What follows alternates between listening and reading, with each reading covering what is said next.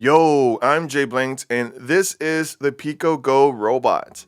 And on paper, it's a pretty awesome little kit. It's running on a waveshare RP2350 Plus. It has a whole suite of sensors, and the hardware is clearly capable of a lot. Now, my board didn't come with any pre-installed firmware, which for me was a golden opportunity. Now, the documentation does provide some simple scripts, but using them feels like you're barely scratching the surface. I knew this hardware had a lot more to give, so I decided to give it a full-on brain transplant by creating custom C modules to take it to the next level.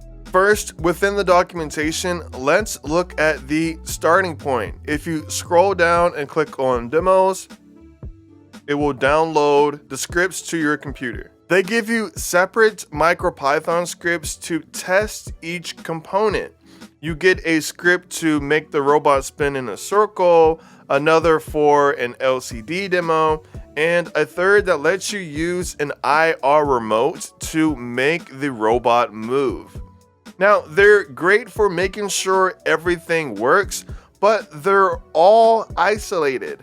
So my goal was clear: write new firmware from the ground up in C to build one cohesive control system. I wanted smoother motors, smarter navigation that actually uses all of the sensors together, and a powerful platform that I could build on. So my initial process was to translate some of the available source code from waveshare into C, which would allow me to build my own high-performance libraries.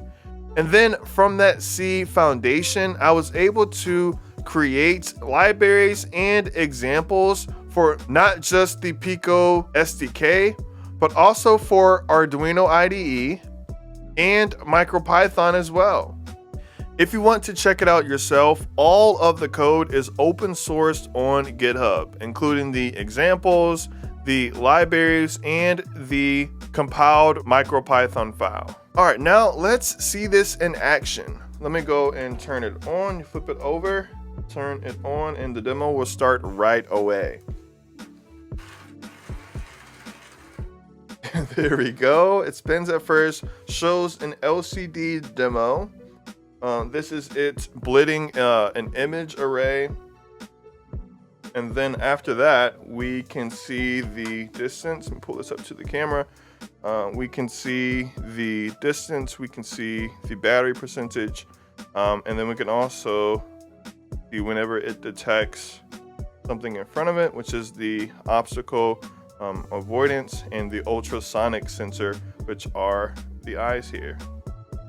And even cooler, we can put this in the middle. We can use this remote to make it do stuff. Let me not break it and have it run off the desk. But this one will make it turn right. So 6 will make it turn right. And we can stop by pressing 5, which is the center key for this remote. 4 makes it turn left. Go. Stop again. And then if you hit plus, it turns the speed up. So let me show you how that looks on here. There we go. We hit plus. Notice the speed now is 60. And now it is 70, 80, and so on and so forth. Let's put this down a little bit to 30, and then I will show you what happens if we hit up, which is 2, and then stop so we don't run off my desk. So this thing definitely moves, as we saw earlier.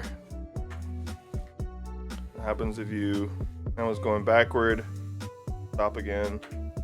By writing custom firmware, we took a kit that was just a demo and turned it into a seriously capable platform. Now, if you want to see me push this thing even further, definitely hit that subscribe button so you don't miss out.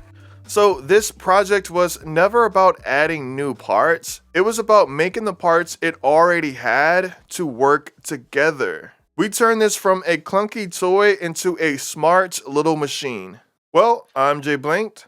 Thanks for watching. Peace.